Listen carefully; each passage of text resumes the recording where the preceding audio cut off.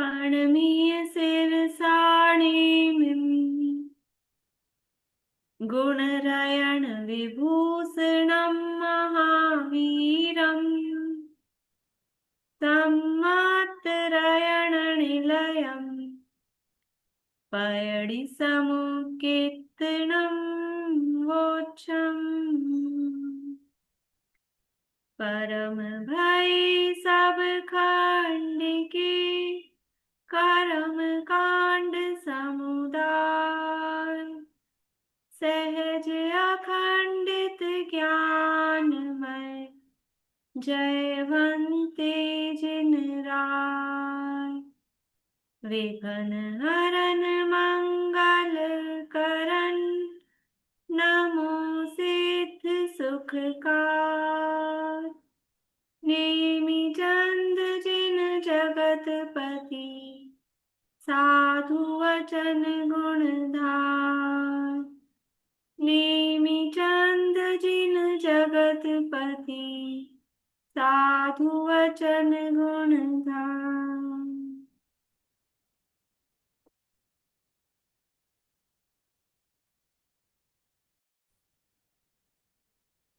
गोमट साक्षी कर्मकांड नामक एक ग्रंथ है आचार्य श्री नेमिचंद सिद्धांत चक्रवर्ती द्वारा रचित।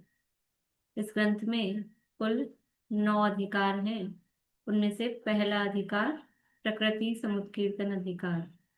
इस प्रकृति समुत्कीर्तन अधिकार की चर्चा अपनी चल रही है और इस अधिकार में गाथाएं कितनी हैं? कितनी गाथाएं हैं? 86 है। 86 गाथाएं हैं। उनमें से अपनी आधी हो गई हैं, आधी से ज्यादा ही हो गई है, आगे बढ़ रहे हैं। हाँ, यहाँ अपनी चर्चा चल रही है जो प्रकृतियां हैं उन प्रकृतियों का विभाजन। अनेक प्रकार से प्रकृतियों का विभाजन हम देख रहे हैं। तो सबसे पहले तो देशघाती और सर्वघाती रूप में विभाजन देखा, उसके बाद में प्रशस्त और अप्रशस्त रूप से विभाजन देखा। अब हर बार बहुत ज्यादा रिवीजन कराना संभव नहीं है। कितनी होती हैं प्रशस्त प्रकृतियां और कितनी होती हैं अप्रशस्त प्रकृतियां? बोलिए निशा। प्रशस्त प्रकृतियां तो 68 होती है और अप्रशस्त 53 अप्रशस्त 53। अप्रशस्त 53। 68 और 53 कितने हो गए? आपका तो टोटल भी बराबर नहीं आ रहा, थोड़ी गड़बड़ है।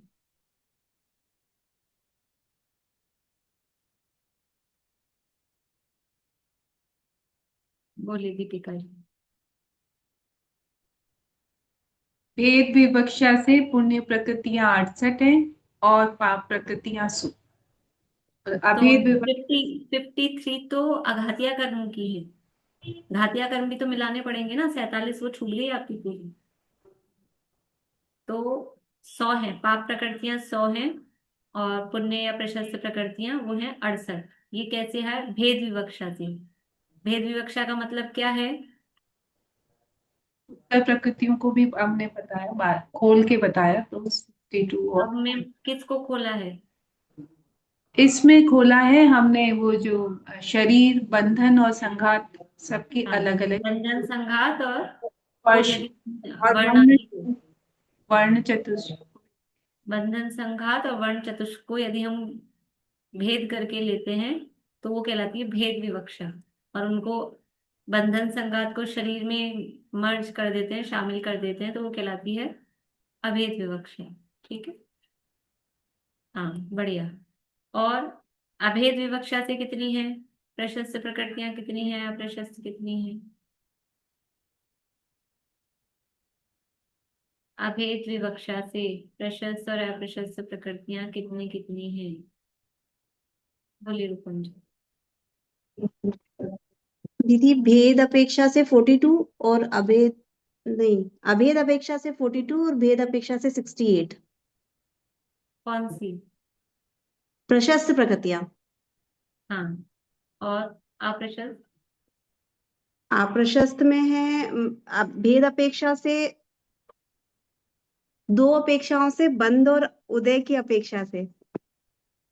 नहीं, उसमें दो अपेक्षा है ना, 84 और 98।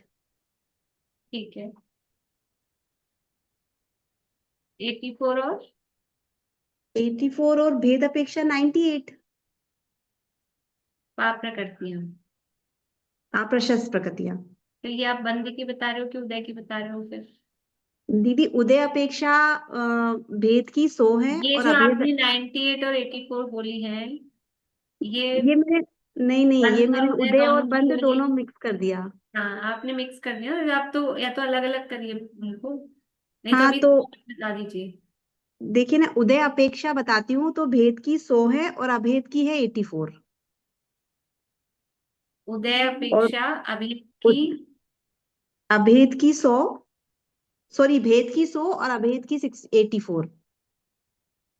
हाँ, और ठीक बंद है। अपेक्षा अभेद की है 82 और भेद की है 98।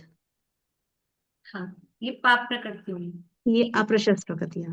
हाँ, तो सामान्य रूप से कहेंगे तो पाप प्रकृतियां उदय की अपेक्षा से सामान्य रूप से कह देंगे। सामान्य जब भी कथन किया जाएगा, जब बंद उदय का विभाजन नहीं किया जाएगा, तो हम्म। उदय की अपेक्षा से ही उनको देखा जाएगा। ठीक है, अच्छा। अच्छा।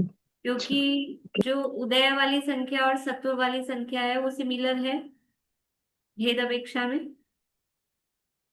भेद अपेक्षा में टोटल उदय प्रकृतियां कितनी है? उदय प्रकृतियां भेद अपेक्षा में टोटल कितनी है? मैम 68 है। अभी पुण्य पाप को छोड़ दीजिए, टोटल टोटल कर्म की प्रकृतियां। भेद अपेक्षा से 122 है। नहीं, भेद अपेक्षा पूछ रही हूँ। बोलिए बबीता जी। 148 ही होगा ना? 148 मैंने जवाब बोल भी दिया था कि सत्व और उदय की प्रकृतियां बराबर हैं। भेद अपेक्षा से कहेंगे तो उदय में पूरी 148 है, अभेद करते हैं तब 122 होती है। ओवरऑल सारी प्रकृतियों का पूछा मैंने, समझ में आई बात? तो वो दोनों की संख्या सिमिलर है ना, ये भी 148 है, वो भी 148 है। इसलिए जब सामान्य रूप से हम पुण्य प्रशस्त या प्रशस्त या पुण्य प्राप्त प्रकृतियां पूछेंगे, तो वहां पर अगर आपको ये मेंशन नहीं कर रहे हैं कि बंध की बतानी है कि उदय की बतानी है, तो उदय की ही रूप से, क्योंकि सत्व में भी उतनी ही संख्या है, तो जो उदय में अ, अप्रशस्त है और प्रशस्त है, वही सत्व रूप से भी अप्रशस्त और प्रशस्त गिनी जाएंगी। इसलिए जब मेंशन नहीं हो कि बंध की बतानी है कि उदय की बतानी है, तो सामान्य रूप से वो उदय वाली ही प्रकृतियों को 148 के आधार पे समझ के वो नंबर अपन देखते हैं। तो अभेद अपेक्षा में 84 है पाप प्रकृतियां और 42 है पुण्य या प्रशस्त प्रकृति। उदय की अपेक्षा, और बंध में जब भी बंध की बात आएगी, तो बंध प्रकृतियां किस में कम होंगी? पुण्य पाप में बंध प्रकृतियां, जब बंध की अपेक्षा से पुण्य पाप प्रकृतियां देखेंगे, तो वो पुण्य में कम करेंगे अभेद में, या पाप में कम करेंगे? पाप में ही कम होंगी, क्योंकि वो दो प्रकृतियां करनी है, सम्यक मिथ्यात्व और सम्यक प्रकृति, वो पाप प्रकृतियां हैं। पुण्य प्रकृतियों में कोई फर्क नहीं पड़ेगा बंध और उदय की अपेक्षा से, पुण्य प्रकृतियां वो उतनी ही आएंगी, क्योंकि उसमें अंतर नहीं पड़ेगा। पाप प्रकृतियों में बंध में दो प्रकृतियां कम होंगी बस। ठीक है, चलिए। अब अपने को यहाँ कल अपन ने चर्चा की थी, आप लोगों को कोई प्रश्न है? आगे बढ़े। कषायों के कार्य और वासना काल की चर्चा अपन ने की थी गाथा 45 और 46 में। बोलिए।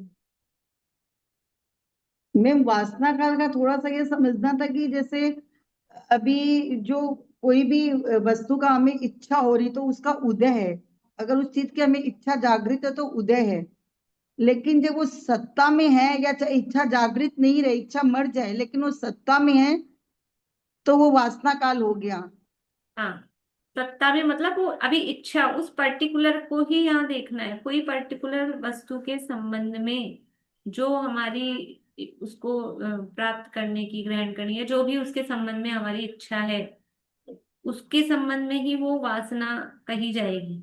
पर अभी अब हमारे माइंड में नहीं है वो चीज, लेकिन फिर भी वो एक जो चलता है अंदर, एक जमा रहता है संस्कार, उसका नाम है वासना। तो मतलब जिसको प्रत्याख्यान वरण कर, जो प्रत्याख्यान कर्म का जो उदय है, प्रत्याख्यान वरण कर्म का, तो उसके मतलब 6 महीना रहेगी वो? नहीं, ऐसा नहीं है, जल्दी भी समाप्त हो सकती है, मैक्सिमम टाइम बताया है। मैक्सिमम टाइम 6 महीना मैक्सिमम टाइम रहेगी। बताया है। और और हो सकता है उसके उसके वो मतलब वो संस्कार में रहे ही नहीं, ऐसे भी तो हो सकता है ना मतलब। हाँ हाँ, नहीं रहे तो वो अंतर्मुहूर्त में, जैसे कहा, मतलब अभी उत्पन्न हुई है तो अंतर्मुहूर्त तो एकावली एक समय से चालू हो जाता है ना। उत्पन्न हुई, इतनी सी देर रही, कुछ सेकंड्स, 1 सेकंड रही और खत्म हो गई, नहीं रही, तो वो मैं जल्दी भी खत्म हो सकती है, मैक्सिमम टाइम ये उतना बताया है। जैसे मैम कर्म रहते हैं सत्ता में, उनका जो समय रहता है उसी तरह ये हो गए, मतलब ये इच्छा की जो मतलब कोई भी चीज की हमको मतलब इच्छा हो रही है, वो भी उसी तरह से एक चीज हो गई है भी क्या? कर्म तो सत्ता में रहते हैं, ये मतलब ये इच्छा जब तक बनी रहे, अब ये मतलब अपने। कर्म जैसे सत्ता में रहते हैं, कोड़ा कोड़ी रहो, 70 कोड़ा कोड़ी, 30 कोड़ा कोड़ी, वैसे ही इसका भी एक समय काल हो गया ना हाँ एक। हाँ, ऐसा समय काल वही कह रही हूँ, मतलब वो मैक्सिमम इतना रहे तो उससे उस कषाय की नाप की जा रही है। इच्छा इतने दिन तक रहेगी ऐसा नहीं कह रहे, लेकिन यदि वो इच्छा इतने दिन चल रही है, इसका मतलब है ये इस कषाय रूप है, ऐसा हाँ बता रहा हूँ। ठीक है, बोलिए प्रतिका जी। मैम इसमें एक छोटा सा डाउट है कि मतलब वो इच्छा तो मेरे ऊपर है, अगर वो मेरी इच्छा ही खत्म हो गई, मतलब तो वो हट ही गई, तो फिर उसकी कषाय का जो ड्यूरेशन है, हमारे जो भी 4 कैटेगरीज हैं उसमें से वो अंतर्मुहूर्त वाला ही हो गया। मतलब कोई इच्छा थी, वो थी कुछ टाइम तक, पर उसके पूरा तो वो नहीं हुई, पर उससे पहले ही वो इच्छा ही खत्म हो गई। तो उसका मतलब उसका वासना काल इसके अनुसार वासना काल मतलब खत्म हो गया, यही मतलब हुआ ना अगर अंतर्मुहूर्त में वो खत्म हो गई है हाँ। तो वो उसका वासना काल उतना ही था, लेकिन अनंतानुबंधी, देखो जिसके अनंतानुबंधी का उदय है, जो मिथ्या दृष्टि जीव है, तो उसके कौन सी कषाय का उदय कहा जाएगा? अनंत अनंतानुबंधी का। तो क्या मिथ्या दृष्टि जी की हर इच्छा संख्यात असंख्यात अनंत भव तक ही चलती रहेगी? हर इच्छा ही 6 महीने से अधिक चलती रहेगी? ऐसा नहीं होगा। अनंतानुबंधी का उसके उदय है, मिथ्या दृष्टि है, लेकिन उसके भी कुछ इच्छाएं अभी हुई हैं, कुछ इच्छा 15 मिनट में ही खत्म हो जाए अपने आप ही, कुछ इच्छा 2-4 दिन में खत्म हो। और देखो कुछ इच्छा अपने आप खत्म हो जाती है, कुछ इच्छा किसी के उपदेश आदि से, शास्त्र स्वाध्याय आदि से, उससे भी वो नष्ट हो जाती हैं। और भी कारण उसके हो सकते हैं, और भी प्रसंग हो सकते हैं, तो वो इच्छाएं खत्म हो सकती हैं।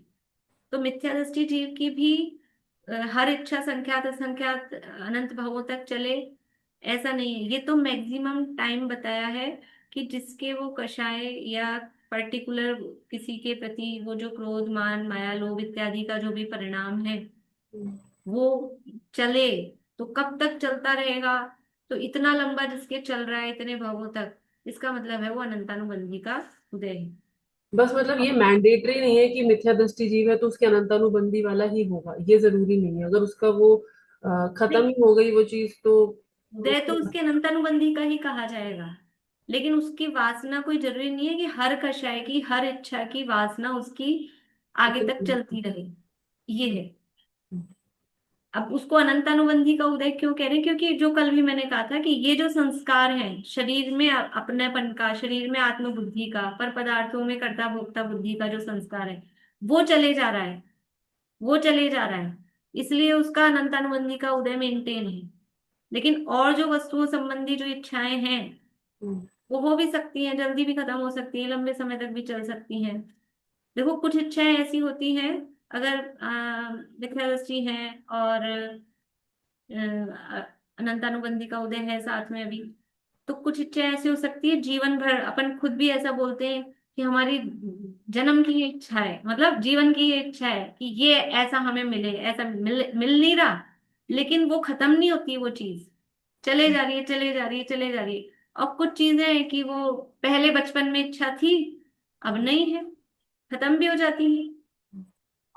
तो और कुछ ऐसी होती है वो लाइफ लॉन्ग चलती रहती है, अब मरने के बाद फिर वो भाव बदल जाए तो हो सकता है उसका संस्कार छूट जाए, फिर नहीं रहे। लेकिन कुछ चीजें ऐसी थी, क्योंकि हर चीज हर व्यक्ति को नहीं मिलती है, ऐसा संसार का स्वरूप कहा जाता है ना। तो कुछ ना कुछ इच्छाएं वो बनी ही रहती है, ये कुछ जो भी कहो हमारे सपना है कि ये है वो है, वो एक चलता रहता है ऐसे। तो वो अनंतानुबंधी का वो एक संस्कार वो चल रहा है, कितने लंबे टाइम तक चल रहा है, जीवन तो है 50 60 70 जितने भी वर्ष का है, और वो चलता रहता है ऐसे।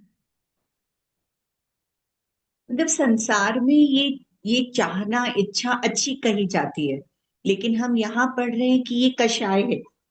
6 महीने मतलब संसार में तो है, इस कैरियर तक पहुंचना है तो एक लंबा टाइम होता है ना, 8 10 15 साल तो लग जाते हैं मुझे उस लेवल तक पहुंचना है। वो इच्छा अंदर ही अंदर है, प्रयास है उसी ओर। तो लोक में ये अच्छा माना जा रहा है कि फोकस्ड है बहुत। संसार मार्ग और मोक्ष मार्ग दोनों अलग ही है। उल्टे ही हाँ हैं। हाँ। और यहाँ हम ये पढ़ रहे हैं कि वो कषाय है, मतलब वो चाहना ही कषाय है। और ये इसीलिए है कि ये अनंतानुबंधी मिथ्यात्व है हमारा। दुनिया में तो कहते हैं कि ऊंची सोच, बड़ी सोच का बड़ा हम्म जादू। ऊंचा हम्म सोचो, ऊंचा सोचो, हम्म पहले से अपनी सोच को नहीं, मतलब ऊंचा उठने की, ऊंचा सोचो मतलब हम्म हम्म बड़े लोग यानी आपको पैसा कमाना है, बड़ा होना है, तो बड़ों की हम्म जैसे रहो, बड़ों की जैसे हम्म सोचो। उसी हम्म तरह तो वहां तो ये कहते हैं दुनिया हम्म, में संसार का मार्ग और यहाँ मोक्ष मार्ग, वो सब उल्टा मतलब ही कि है। वहां परिग्रह इकट्ठा करने को कहते हैं, हाँ, यहाँ निष्परिग्रही होने को कहते हैं। हम्म। तो स्कूल में, जैसे स्कूल में ही बच्चों को ये बनना है, करियर ये बनाना है, यहाँ जाना है यूपीएससी में, तो ये जो उस हमारी भी इच्छा है वो ऐसा करे, तो ये सब मिथ्यात्व वाली कषाय है जो हम ऐसा सोच रहे हैं। ऐसा ऐसा मतलब मिथ्यात्व वाली भी हो सकती है कि एक देखो उसमें एक्चुअल में इसका क्या है, उसमें आसक्ति कितनी है, हम्म इच्छा बनी हो सकती है।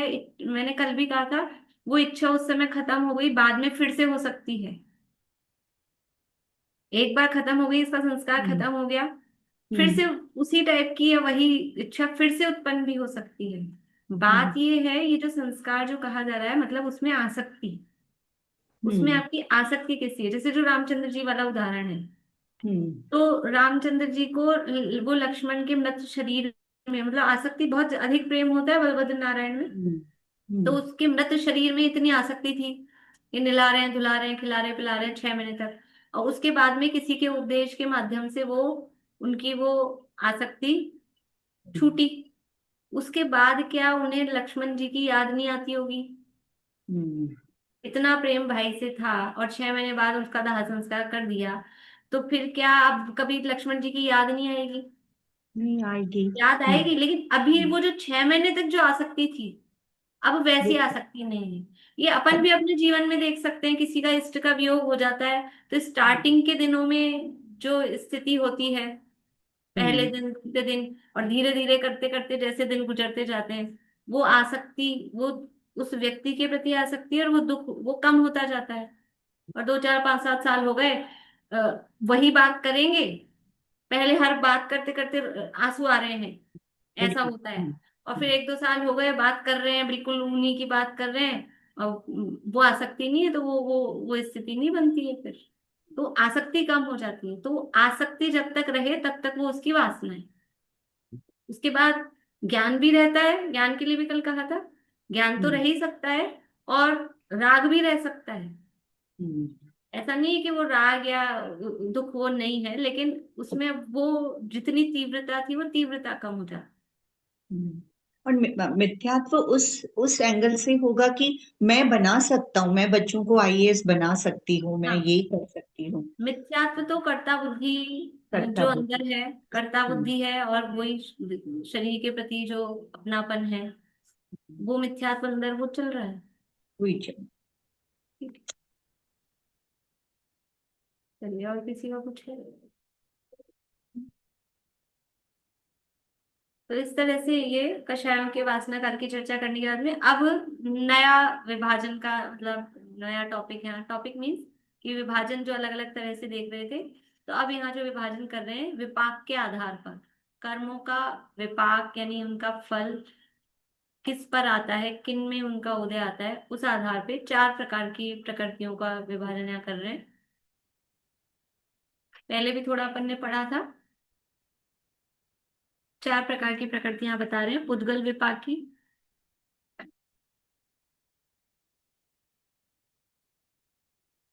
भाव विपाकी, क्षेत्र विपाकी और जीव विपाकी। लिखा है सब यहाँ, बुक में लिखा है सब। विपाक के आधार पे या फल के आधार पे 4 प्रकार का विभाजन कर रहे हैं। तो सबसे पहले पुद्गल विपाकी प्रकृतियों की चर्चा कर रहे हैं, लेकिन पुद्गल विपाकी किसे कहते हैं ये पेज नंबर 61 पे दिया है। देखिए, पुद्गल विपाकी प्रकृतियां किसे कहते हैं? जिनका उदय पुद्गल में ही होता है उसे कहते हैं पुद्गल विपाकी। पुद्गल तो समझते ही हैं, और विपाक यानी फल, उदय आना। तो जिनका उदय पुद्गल में होता है, जिनका फल पुद्गल में आता है, वे पुद्गल विपाकी प्रकृतियां कहलाती हैं। जैसे शरीर नामकरण के उदय से पुद्गल ही शरीर रूप होता है। शरीर नामकरण के उदय से क्या होता है कि शरीर की रचना होती है। तो वो शरीर की जो रचना हो रही है वो जीव शरीर रूप हो रहा है कि पुद्गल ही, आहार वर्गणाएं ही शरीर रूप हो रही हैं? कौन शरीर रूप हो रहा है? ये वो आहार वर्गणाएं ही शरीर रूप हो रही है। और वो जो शरीर का सारी मतलब रचना है और वो जो कर्म है, वो जो भी अ, अपना फल देगा, जिस भी तरह का वो उसका होगा, वो सब किस में आएगा? वो इस शरीर में आएगा वो फल। ठीक है, तो वो पुद्गल विपाकी कहलाती है। मैम गाथा नहीं पढ़ी ना ये? नहीं, गाथा पढ़ेंगे, मैंने पहले किसे कहते हैं वो, उसमें गाथा में परिभाषा नहीं दी है, उसमें केवल नाम गिना रहे हैं। तो एक बार परिभाषा देख लें कि पुद्गल विपाकी किसे कहते हैं, इसलिए पहले ये पढ़ लिया। अब देखिए गाथा 47 नंबर गाथा है, पेज नंबर 60 है। अच्छा है, वो कभी कभी मैं भूल जाती हूँ, तो सावधान करते हैं आप लोग। ठीक है, देखिए गाथा बुलवाते हैं।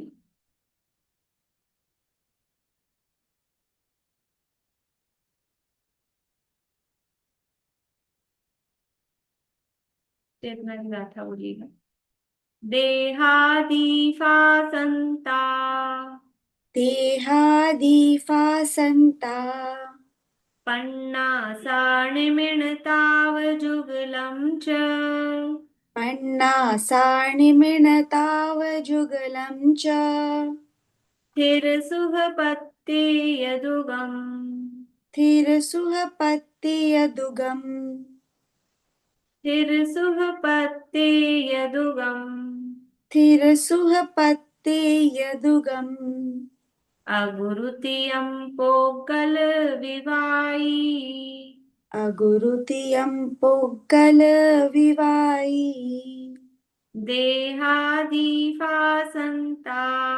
पन्नासानिमिणतावजुगलं च स्थिरसुखपत्ते यदुगम् अगुरुतियं पोगल विवाई। देहादिफासन्ता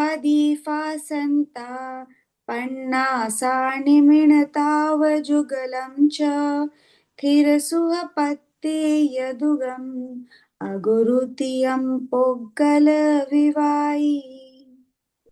देखिए क्या कह रहे हैं। देहादि, देह से, देह को आदि में लेकर, यानी देह को शुरू करके। देह कौन सा कर्म है? कर्मों के नाम बता रहे हैं, प्रकृति गिना रहे। देह नाम की कौन सी प्रकृति है? बोलिए मनोरमा आंटी, देह नाम की कौन सी प्रकृति है?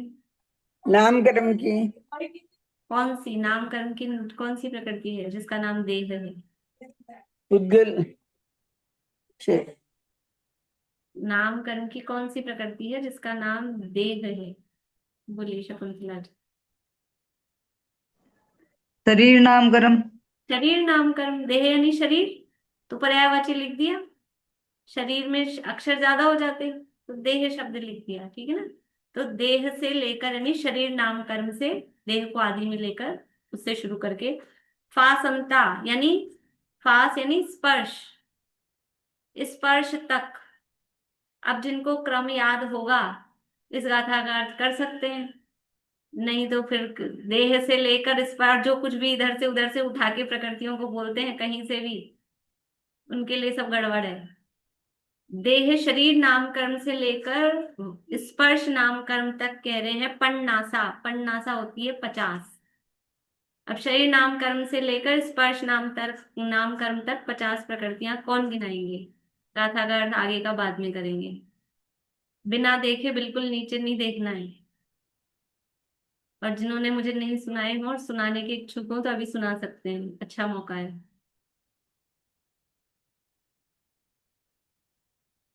किनने मुझे नाम नहीं सुनाए हैं पहले वो हाथ खड़ा कर दें, तो वो दोनों काम हो जाएंगे अपने। प्रकृतियां किन्होंने नहीं सुनाई हैं? दीपिका जी, आपने प्रकृतियां नहीं सुनाई? चलो कोई नहीं, आपको तो याद होगी। ये नीलम भाभी की आपकी नहीं सुनी ना? पहले ही सुनाई, तत्वार सूत्र में सुनाई हुई है। हाँ, अभी तो नहीं सुनाई। चलिए बोलिए। तो ये क्या गाथा सुनानी है या ये नाम सुनाने हैं? शरीर नामकरण से लेके वर्ण नाम तक 50 प्रकृतियां होती हैं, ये गिनाना है आपको। और चलिए। आपको तत्वार सूत्र का क्रम याद है तो नहीं हो पाएगा, रहने दीजिए फिर। हाँ, मेरे को वही गड़बड़ याद है। होगी। बोलिए वर्षा जी। शरीर, उसके 5, बंधन के 5, संघात के 5, अंगोपांग 3, संस्थान के 6। हाँ, कोई प्लस करते जाइएगा भाई, कहीं गड़बड़ हो जाए। 15 तो ये हो गए शरीर बंधन संघात। क्रम आप भी फिर थोड़ा गड़बड़ कर रहे हैं अभी। शरीर बंधन संघात के बाद में क्या है क्रम में? अंगोपांग, संस्थान। नहीं, संस्थान, संस्थान फिर अंगोपांग है, हम्म। संस्थान फिर अंगोपांग, फिर सैनन, और फिर हम्म। वर्णादि के 20। हाँ, तो कितने हो गए? 15 और 6 और 6 12। 12 और 3 15। 15 15 30 और 20 50 50। हो गए। समझ में आया? अब जिनको याद है उनको समझ में आ गया फटाफट। और क्रम से याद है, ये क्रम है। ये क्रम मूल में षटखंडागम में ये क्रम दिया है। यहाँ तो आचार्य ने गाथाएं दी नहीं है। अपन ने देखा, ये तो अपन ने टीका में पढ़ा है सब। कर्म प्रकृतियों के नाम पूरे गाथाओं में दिए नहीं है, और उसके लिए एक कारण ये बताया था कि कोई कृति मूल बद्री में ऐसी मिलती है जहाँ पे गाथा ना लिख के कुछ गद्य में कुछ लाइंस मिलती हैं वहां पर अब ये जो भी छपी पहल मतलब जिस प्रति से मिला के पांडुलिपि से जो ये छपी है प्रारंभ में शुरू में जब भी पहली बार छपी होंगी, तो उनको वो वाली मिली होगी जिसमें नहीं होगा वो जो गद्य है। ये पहले तो क्या होता था, ये प्रिंटिंग प्रेस वगैरह तो थी नहीं, हाथ से ही प्रतिलिपियां होती थी। और जो प्रतिलिपि करते थे वो पेड व्यक्ति होते थे, कोई जरूरी नहीं होता था कि वो जैन ही हो या वो उसको समझने वाले ही हों। बस उनकी राइटिंग अच्छी होती है और उस काम में वो जॉब में होते हैं तो उनको वो रखा जाता था। तो ऐसा हो सकता है कि वो गाथाएं गाथाएं चल रही हैं पूरे ग्रंथ में, और कुछ ऐसे लाइंस लिखी हुई दिख गई, तो अपन सोचते नहीं तो किसी ने एक्स्ट्रा अलग से लिख दी होगी। अपन जैसे अपनी बुक में लिख लेते हैं कुछ, मतलब अनुमान है कि ऐसा समझ के जिसने वो कॉपी की होगी वो छूट गई होंगी। और फिर वो जब ये पहली बार छप रहा होगा तो जिनको वो मिली होंगी उनको वही वाली मिली होगी जिसमें वो चीजें नहीं होंगी। ऐसा मतलब अब अनुमान लगा सकते हैं, कोई 100% श्योर वाली चीजें तो है नहीं, क्योंकि आचार्य ने यहाँ गाथाओं के नाम वाली कोई गाथाएं दी नहीं है, प्रकृतियों के नाम वाली, कि जिनमें प्रकृतियों के नाम आ जाए। और ये जो क्रम दिया है देहादि फासनता, उन्होंने पीछे कोई आप देखना, आप लोग पीछे कोई गाथा दी है क्या मूल में जहां ये नाम अपने को मिले देहादि से फासनता तक? मूल में कर्मकांड में कोई गाथा नहीं है ऐसी। तो वो उन्होंने जो गद्य में लिखा है उसमें ऐसा क्रम दिया है, और वो जो गद्य में उन्होंने लिखा है वो षटखंडागम में ऐसा ही क्रम दिया है। जैसे जो ये क्रम है वर्ण गंध रस स्पर्श, और अपन चतुर्थ उसमें स्पर्श रस गंध वर्ण पढ़ते हैं। तो ये यहाँ वर्ण गंध रस स्पर्श क्यों आया है कि वो षटखंडागम में वही क्रम दिए, तो उस क्रम से इन्होंने यहाँ फॉलो किया। तो शरीर नामकरण से लेके वर्ण नाम तक का, नहीं स्पर्श नामकरण तक की। अब देखो, अगर हम स्पर्श रस गंध वर्ण पहले बोलेंगे तो फिर हमारी क्या है कि ये 20 में से 12 प्रकृतियां छूट जाएंगी, हम स्पर्श पे रुक जाएंगे, स्पर्श को हम पहले बोलेंगे तो आगे रस गंध और वर्ण वो पीछे छूट जाएंगे। इसलिए वो उस ऑर्डर से, जिस ऑर्डर में इन्होंने कहा है उस क्रम से ही हमको याद करना है। तो 5 प्रकार के शरीर, 5 प्रकार के बंधन, 5 प्रकार के संघात, 6 संस्थान, 3 अंगोपांग, 6 सहनन, और फिर वर्ण गंध रस स्पर्श की 20, ये सब मिला के 50 प्रकृतियां। ये सारी क्या, पूरा का पूरा लॉट ये पुद्गल विपाकी है, ये यहाँ बता रही हूँ। तो एक तो ये देखो, 50 प्रकृतियों को 2-3 शब्दों में कह दिया। 50 प्रकृतियां गिनाते कितनी सारी गाथाएं लग जाती। 2 शब्दों में कह दिया, देहादि फासनता पन्नासा, शरीर से लेके स्पर्श तक की 50। फिर कह रहे हैं निमिण, निमिण है निर्माण नामकरण, और ताव जुगलम। ताव किसे कहते हैं? इनको ताव बहुत आता है, उनको ताव आ गया बोलते हैं, वर्ड सुने? मैंने जरा सा कुछ कहा, उनको ताव आ गया, और इनको ताव बहुत आता है। क्या होता है ताव? हाँ बढ़िया, आप लोग बोलेंगे तो मेरे को सुनाई देता है। ताव यानी आतप, ठीक है, आतप नामकरण। तो ताव जुगलम कह रहे हैं। अब ताव के साथ युगल कौन सा है? आतप के साथ उसका जोड़ीदार कौन सा है? जोड़ीदार मतलब कोई अपोजिट वाली ऐसे नहीं, लेकिन फिर भी उनका जोड़ा सा रहता है। तो उनके साथ जोड़ीदार कौन सा है, बोलिए अंकल। आतप के साथ उद्योत। उद्योत, बढ़िया। आपने मुझे प्रकृतियां सुनाई, मैं प्रकृति में आप याद करिए, कर सकते हैं, सुनाइएगा, ठीक। आतप उद्योत, ये कह रहे हैं ताव युगलम यानी आतप द्विक, इसको आतप द्विक आगे कभी आगे भी आएगा। तो आतप युगल, ताव युगल, या आतप द्विक या उद्योद्विक, ऐसे वर्ड मिल जाएंगे उसके लिए, ठीक है। फिर आगे है थिर यानी स्थिर, शुभ यानी शुभ, पत्तेय दुगम, पत्ते यानी प्रत्येक।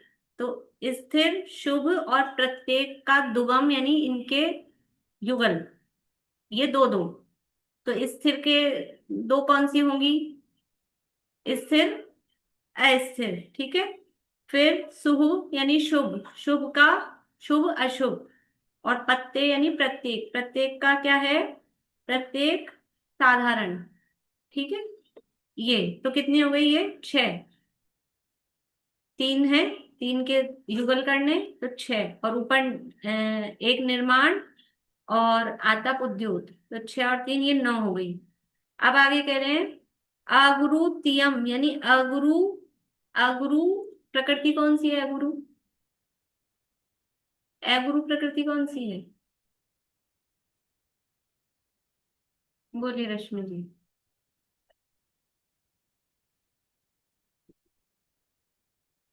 स्वतंत्र है। अगुरु स्वतंत्र, प्रकृति, अगुरु स्वतंत्र, नाम की कौन सी प्रकृति है? स्वतंत्र प्रकृति में है ना अगुरु। अगुरु ही है उसका नाम? नहीं नहीं, अगुरु लघु। हाँ अगुरु लघु, बढ़िया, स्वतंत्र प्रकृतियों में है अगुरु लघु। तो अगुरु लघु तियम कह रहे हैं। अब इसमें 3 कौन सी लेंगे? तो अगुरु लघु, उपघात, परघात, ठीक है, ये 3, अगुरु लघु उपघात परघात। तो 50 तो एक साथ थी पूरी सेट। उसके बाद में ऊपर वाली लाइन में एक निर्माण और आतप उद्योग 3, फिर 6 का ये युगल वाली 6 हो गई, 6 और 3 9, और अगुरु लघु की 3, 9 और 3 12, अगुरु लघु उपघात परघात। तो 50 में 12 प्लस कर दो, कितनी हो गई? 62। ये पोगल विवाही, ये पुद्गल विपाकी हैं। ये प्रकृतियां कैसी हैं? पुद्गल विपाकी हैं। इनका जो फल आता है, ये जो अपना फल देती हैं, किस में देती हैं? ये पुद्गल में देती हैं। अब मतलब ये भी जो विषय है ना, ये 4 प्रकार के विपाक वाला, मतलब इतना निश्चिंत और निर्भर करने वाला है कि ये सब जो ये कर्मों का उदय आ रहा है, ये किस में आ रहा है? शरीर कैसा होगा, अंगोपांग कैसे होंगे, कौन से वर्ण के होंगे, कौन से गंध की होंगे, और कौन सा उसमें स्पर्श होगा, ये सब फल पुद्गल में आ रहा है। ये पुद्गल विपाकी है। मुझ में ये मेरे असर नहीं करती। शरीर का वर्ण कौन सा होगा, ये वर्ण नामकरण किस में फल दे रहा है? शरीर में। लेकिन मानता क्या हूं मैं काला, मैं गोरा, मेरा ये अंग ऐसा, ये अंग ऐसा, ये फल आ किस में रहा है? जीव में इसका फल आ ही नहीं रहा है। ये सब फल पुद्गल में, शरीर में आ रहा है। ठीक है। ये आतप उद्योत भी जो है, ये उस पुद्गल विपाकी है। वो शरीर गर्म होता है या वो शरीर चमकदार होता है। जीव गर्म चमकदार नहीं होता उससे कि जीव चमक रहा है, कि जीव गर्म हो रहा है। ये सब पुद्गल में फल देने वाली प्रकृतियां हैं। ये भी देखो 50 तो यू ऐसे कैसे याद हो गई हैं। अब ये निर्माण, कि किस तरह के निर्माण होना है, आकार प्रकार संस्था, मतलब उसका प्रमाण कितना होना है वो। और ये सब युगल, ये पुद्गल विपाकी प्रकृतियां हैं। पुद्गल विपाकी का अर्थ अपन ने देख लिया है कि जिनका उदय पुद्गल में ही होता है, वे पुद्गल विपाकी प्रकृतियां हैं। फिर उसको ही अगली स्लाइड में ऐसा टेबल के माध्यम से यहाँ दिखा दिए, देख लीजिए। तो ये देह प्रकृति से लगाकर स्पर्श तक 50 हो गई। फिर निर्माण, आतप उद्योग 3, अगु लघु उपघात परघात 3, स्थिर स्थिर 2, शुभ शुभ 2, प्रत्येक साधारण 2। देखो इस प्रत्येक साधारण के साथ ही शब्द लगा हुआ है, प्रत्येक शरीर और साधारण शरीर। इसका पूरा नाम है प्रत्येक शरीर नाम कर्म और साधारण शरीर नाम कर्म। अब उसके साथ ही शरीर लगा हुआ है, और शरीर अपने आप में कौन सी प्रकृति है? पुद्गल विपाकी। इसलिए ये प्रत्येक हो रहा है कि साधारण हो रहा है, ये शरीर पे फल दे रही है कि वो शरीर कैसा मिल रहा है, प्रत्येक मिलेगा कि कॉमन मिलेगा। पुद्गल विपाकी प्रकृतियां, इस प्रकार से 62 प्रकृतियां कुल हो गई हैं। अब ये देहादि से फासनता, ये यहाँ पर गिनाई है। शरीर 5, बंधन 5, संघात 5, संस्थान 6, अंगोपांग 3, सहनन 6, वर्ण 5, गंध 2, रस 5 और स्पर्श 8। इस प्रकार से ये 50 हो गई हैं। फिर 8 स्वतंत्र प्रकृतियों में से देखो, जो स्वतंत्र प्रकृतियां हैं उसमें अगु लघु उपघात परघात को लिया, आतप उद्योग को लिया और निर्माण को भी ले लिया। तो 8 में से 6 तो आ गई हैं, 2 छूटी हैं, उच्छ्वास और तीर्थंकर। ऐसे भी याद कर सकते हैं। 8 स्वतंत्र प्रकृतियां हैं, उसमें से उच्छ्वास और तीर्थंकर को छोड़कर बाकी की 6 हों। तो उसमें अग्र लघु उपघात परघात और निर्माण और आतप उद्योग, ये 6 प्रकृतियां। और 10 जोड़ों में से 3 जोड़े लिए हैं, स्थिर स्थिर, शुभ शुभ और प्रत्येक साधारण। तो ये याद करने के लिए इस तरह से दिया है कि जिसको जिस तरीके से याद हो जाए। इस तरह से ये 62 प्रकृतियां हैं, ये पुद्गल विपाकी प्रकृतियां हैं। ठीक है, किसी को कोई समस्या?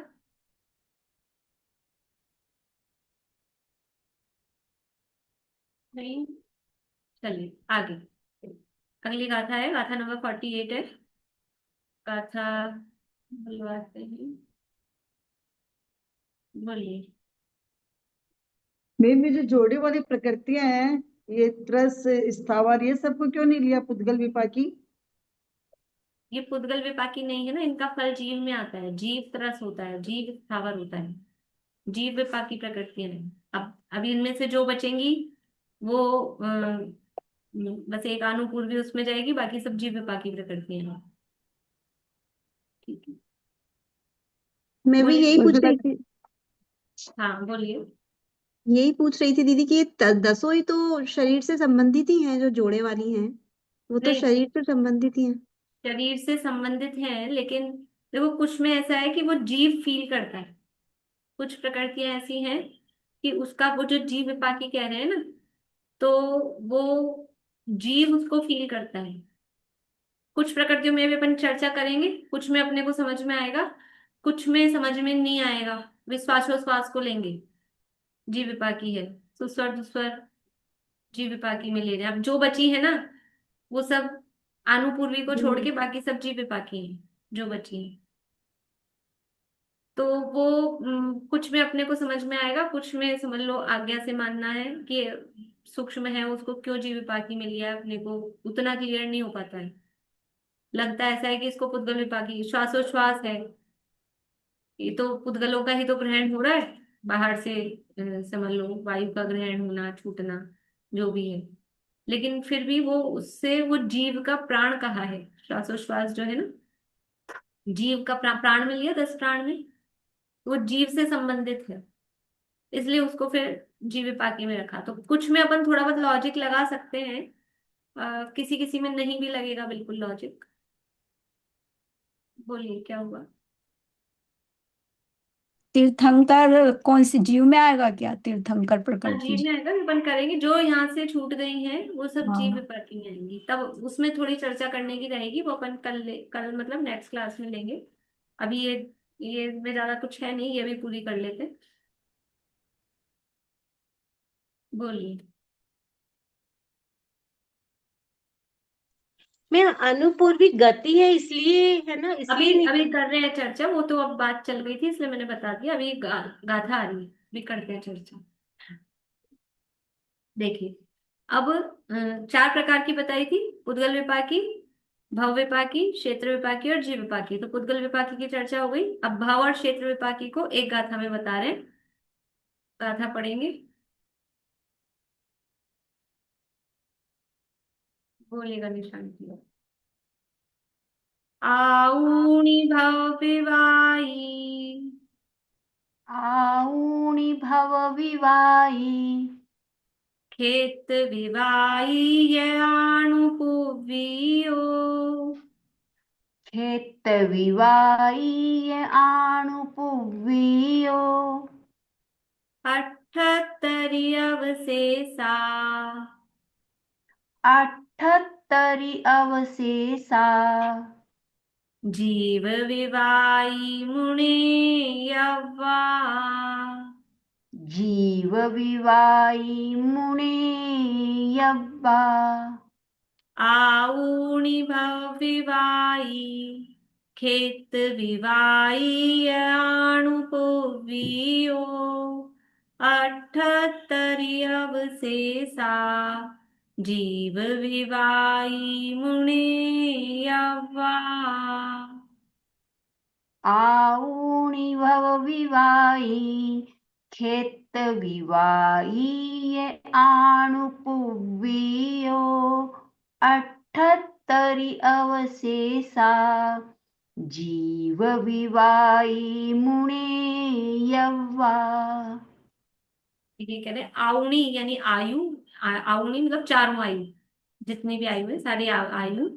भव विवाही वो है भव विपाकी, यानी उनका जो फल आता है वो भव में, भव का मतलब कि उसमें स्थित रहना, भव कहा था आयु कर्म के लिए, जो गाथा शुरू में आई थी ना कि उस भव में स्थित रखना।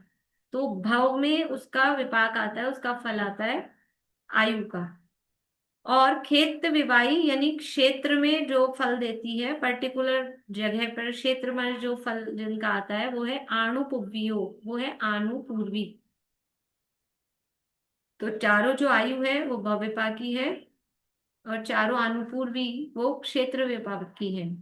अब कितनी बच गई, 62 वहां ले ली थी, 62, और 4 और 4 8, तो ये हो गई 62 + 8, कितनी हो गई 70। 148 में से 70 माइनस किया, कितने बचेंगे,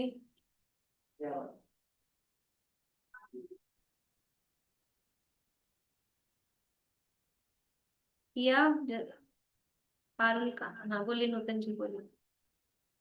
मैम 78 ही बचेंगे। 78 बच गए, 148 टोटल थी। तो देखो सामान्य रूप से नॉर्मल जब है केसेस तो 148 ही लेके चलते हैं, फिर वो ये भेद अपेक्षा की अभेद अपेक्षा की 168 करनी है, वो सब जहां लेनी थी वहां बता दी। अब सामान्य रूप से जो रेगुलर चलेगा, अगर कहीं कोई अपेक्षा नहीं बता रहे तो 148। तो 148 में से 62 है पुद्गल विपाकी, 4 है भव विपाकी, 4 है क्षेत्र विपाकी। अब जितनी बच गई तो कह रहे हैं अवशेषा, 78 अवशेषा, जो 78 शेष बच गई है, अवशेष है नहीं, जो शेष बची हैं वो जीव विवाही, उनको जीव विपाकी मुने यव्वा यानी जानना चाहिए। ठीक है, अर्थ देख लीजिए। चारों आयु भव विपाकी है और आनुपूर्वी यानी चारों आनुपूर्वी क्षेत्र विपाकी है, शेष 78 प्रकृतियां जीव विपाकी हैं, ऐसा जानना चाहिए। अब भव विपाकी किसे कहते हैं, तो उसके लिए यहाँ बता रहे हैं कि जिनका विशिष्ट भाव में ही उदय होता है वे भव विपाकी हैं। पर्टिकुलर भाव में ही जिनका उदय आएगा वो कहलाती है भव विपाकी। 4 आयु कर्म भव विपाकी है, वहां केवल उस भव में ही उस आयु का उदय आता है। और कहीं आ जाए, मनुष्य आयु का उदय देव में आ जाए, कि जब मनुष्य भाव होगा तभी मनुष्य आयु का उदय आएगा, जब देव भाव होगा तभी देव आयु का उदय आएगा, या ऐसा कहो कि जब देव आयु का उदय है तभी देव भाव कहा जाएगा। तो विशिष्ट भाव में ही उसका उदय होता है, वे भाव विपाकी प्रकृतियां हैं। अन्य कर्म तो संक्रमित होकर अन्य रूप भी उदय में आते हैं,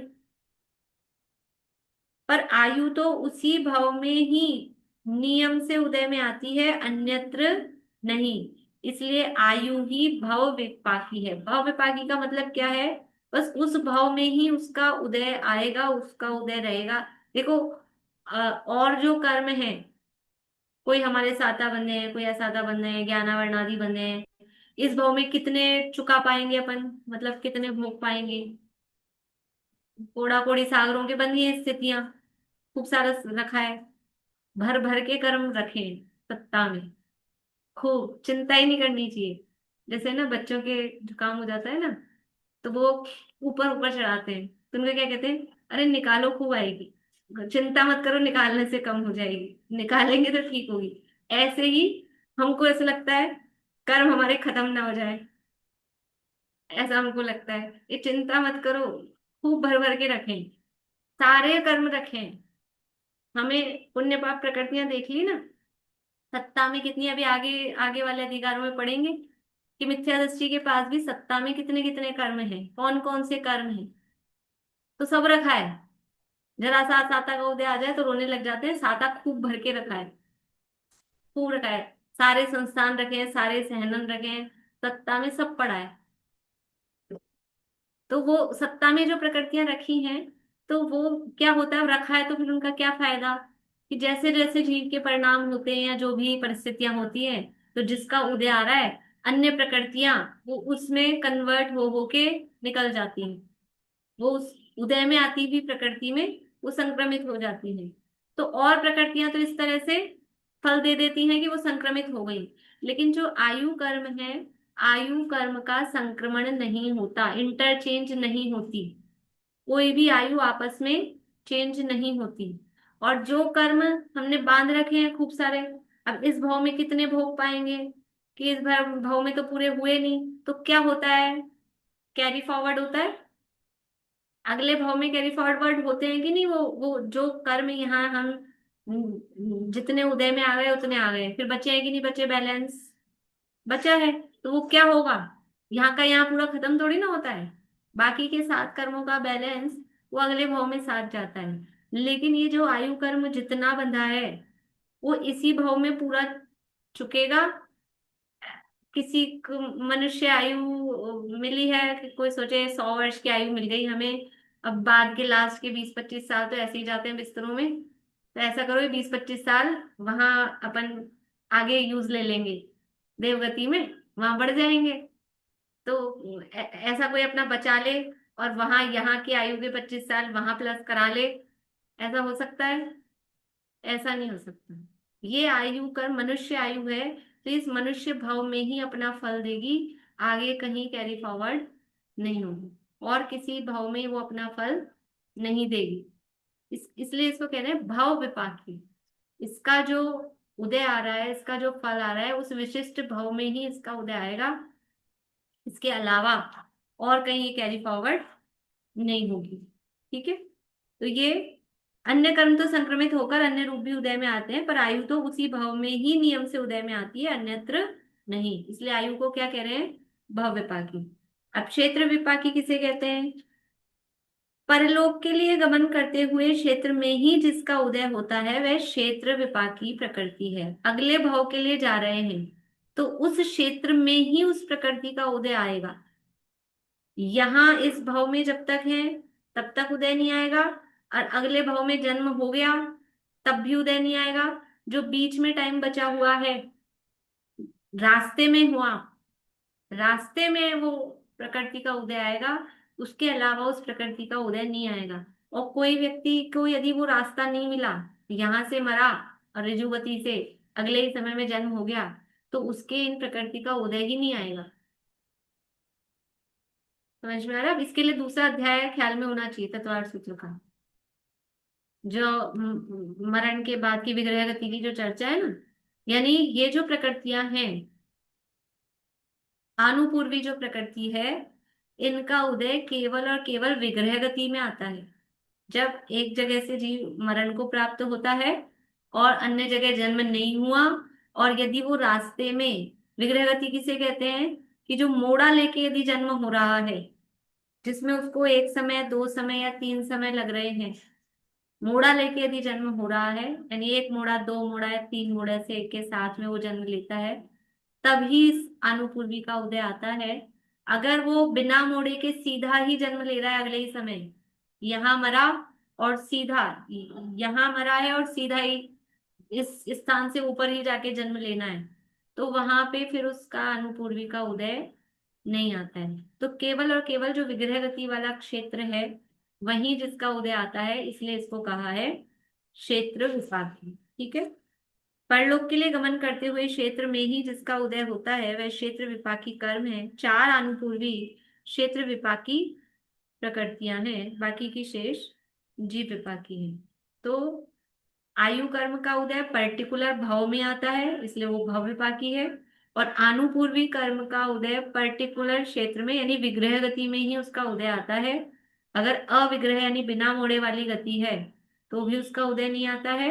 और इसके अलावा पूरे जीवन में कभी भी आनुपूर्वी का उदय नहीं आता है। जो जन्म से लेके मरण तक, जन्म के बाद और मरण के पहले तक कभी भी आनुपूर्वी का उदय नहीं आता है। जन्म से मरण तक जीवन में कभी भी उदय नहीं आता है। मरने के बाद और जन्म के पहले, तो कैसी स्थिति है, मरने के बाद और जन्म के पहले, और वो भी यदि मोड़े वाली गति है, विग्रह वाली गति है, तो ही इस आनुपूर्वी कर्म का उदय आता है। अदरवाइज इस कर्म का उदय नहीं आता है, ये अपना फल नहीं देती है। बोलो। मतलब एक बार बताइए ना, किस तरह का गत्यानुपूर्वी नरक। आनुपूर्वी का स्वरूप बताया तो था, स्वरूप तो पता है सबको, आनुपूर्वी किसे कहते हैं, क्या काम करती है, इसलिए मैंने भी स्वरूप की चर्चा नहीं की। अच्छा, आनुपूर्वी किसे कहते हैं, क्या काम करती है। मेरे को समझ में नहीं आया ये। ठीक है, हाँ। बोलिए स्वाति जी, आनुपूर्वी किसे कहते हैं, आनुपूर्वी का काम क्या है, दीदी फटाफट बताइए। जिस भाव से उसका मरण हुआ है तो अगले जिस गति में वो जाने वाला है, अगली गति जो होगी, वो तो गति नाम कर्म है। आनुपूर्वी का काम सही, बोलो पारुल बोलो। अभी जब जीव इस जन्म में मरता है ना, तो दूसरी गति में जब वो जन्म लेने वाला होता है, तो उस समय का जो समय होता है वो एक समय, दो समय या तीन समय होगा, वही अनुपूर्वी होती है।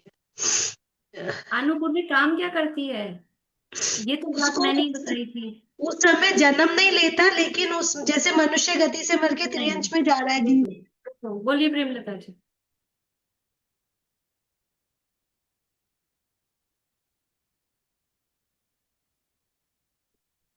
चेतना जी बोलिए। विग्रह गति में जो पूर्व भाव का जो शरीर है, उस शरीर के साथ वो जाता है, और शरीर के साथ जाता है, उस शरीर का आकार के साथ, मतलब वो आकार के साथ जाता है, वो ही आनुपूर्वी है। और उसके जन्म के बाद वो आकार नहीं रहता है। आनुपूर्वी कर्म का काम क्या है, विग्रह गति में जो जीव का आकार होता है, शरीर तो वहां है नहीं औदारिक, तो विग्रह गति में ये आत्मा का आकार कौन सा आकार रहेगा, पिछला वाला रहेगा कि अगला वाला रहेगा, अगला अभी जन्म ही नहीं हुआ है तो आकार कैसे बनेगा। तो विग्रह गति में आत्मा के प्रदेश उसी आकार में रहते हैं जिस पोजीशन में वो पिछले भाव में मरा था, और ये जो आकार बना रहता है, ये आकार बनाने का काम करता है आनुपूर्वी कर्म, और यहां से वहां ट्रांसफर करने का भी काम इस गति से, मतलब ये जो विग्रह गति में जो जा रहा है वो भी बेसिकली मेन काम है वो आकार बनाए रखना। तो जिसकी विग्रह गति हुई, मोड़े वाली जो गति ले रहा है, यानी एक मोड़ा ले रहा है तो उसको टोटल 2 समय लगेंगे पहुंचने में, 2 मोड़े ले रहा है तो टोटल 3 समय लगेंगे। अभी अब समय नहीं है, आप लोगों को जिनको देखना हो तो तत्वार सूत्र में दूसरे अध्याय में विग्रह गति संबंधी सूत्र हैं, वहां थोड़ा आप लोग देखिएगा। तो ये कितने मोड़े में कितने समय कैसा क्या वो समझ में आएगा। अभी इतना ही करते हैं, फिर और नहीं होगा तो नेक्स्ट नेक्स्ट क्लास में और ले लेंगे विषय इसको। ठीक है, अभी बोलो प्रीति। भाभी मैं पूछ रही थी, जैसे सम्यक दृष्टि है और आगे के जो गुण स्थान है उनमें जीव को मोक्ष की भी वासना नहीं रहती अंदर, मतलब जो मैक्सिमम टाइम पीरियड तो बहुत कम है ना। हाँ तो वो भी देखो, एक भावना होना वो एक अलग चीज होती है। यहाँ वासना का मतलब है उसकी आसक्ति, वो कषायों के उदय सहित उसकी आसक्ति। और एक भावना वाली चीज है, वो उसको उससे नहीं जोड़ना। एक तो उसको प्राप्ति, अगर मोक्ष की भी अगर ऐसी आसक्ति है तो कषाय के अंतर्गत आएगी। और सम्यक दृष्टि है तो उसको ऐसी, क्योंकि सम्यक दृष्टि तो जानता है ना। अभी जो ये है बड़े पंडित साहब का ध्रुव रूप अहो ममंतर में मैंने डाला था एक बार बहुत दिन पहले, ध्यान आप लोगों ने सुना हो। उसमें है, मुक्ति जब आना हो आए, मुक्ति का मुझ में क्या होगा, ध्रुव रूप अहो मम अंतर में। तो ज्ञानी की दृष्टि तो ये, मुक्ति को आना हो जब आ जाए, मुझे क्या करना है, तो वो वासना नहीं रहती। मुक्ति जाने की मतलब भावना उसको कह सकते हैं, लेकिन अंदर से उसका संस्कार या उसका श्रद्धान, वो तो ये है कि वो जब होनी होगी तब आएगी, जब आएगी मैं तो अपने में हूँ, ऐसे। तो उसको वासना नहीं कही। चलिए, जिनवाणी स्तुति बोलो प्रीति। क्षण क्षण कषायों के प्रसंग ही बने जहाँ, मोही जनों के संग में सुख शांति हो कहाँ। जग संगति से तो बड़े दुख में भ्रमण फेरी, निर्ग्रंथता की भावना अब हो सफल मेरी। बीते अहो आराधना में हर घड़ी मेरी।